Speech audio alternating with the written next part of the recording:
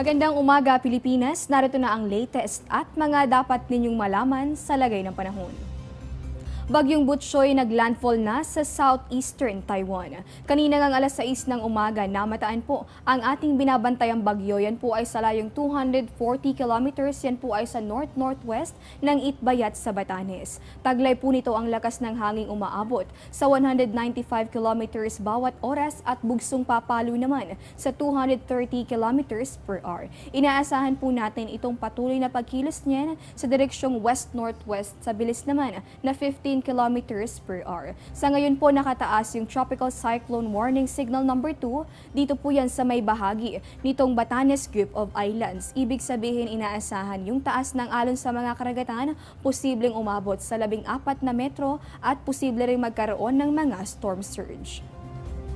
Signal number 1 naman ang nakataas sa Babuyan Group of Islands kung saan inaasahan yung lakas ng hangin nga abot sa 30 hanggang sa 60 kilometers per hour. Sa susunod po yan na 36 na mga oras.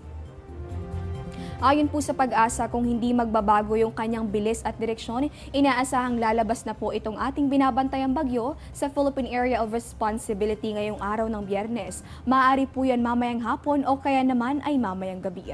Dagdag pa ng Pag-asa, asahan natin yung katamtaman hanggang sa malalakas na pag-ulan. Dito po yan sa mga lugar na sakop itong 650 kilometers na diameter nitong ating binabantayang bagyo. Sa ating panayam naman kay Pag-asa Weather Forecaster June Galang, ngayong araw po inaasahan natin yung moderate hanggang sa occasionally heavy rains. Dito po yan sa may Ilocos, Zambales, partikular sa may bahagi din po nitong Pampanga, Tagaytay, Baguio City, Port Area sa may Maynila, sa may Subic, Sangli Point at sa may Naiya, gayon din dito sa may bahagi nitong Oriental at Occidental Mindoro at sa may bahagi po ng Tanay, Rizal.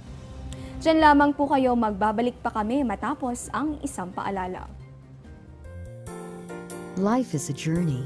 Each morning is a step closer to our goals. Every day, we discover new things, new meanings, new heights. As we move constantly in life, we need to feel at home.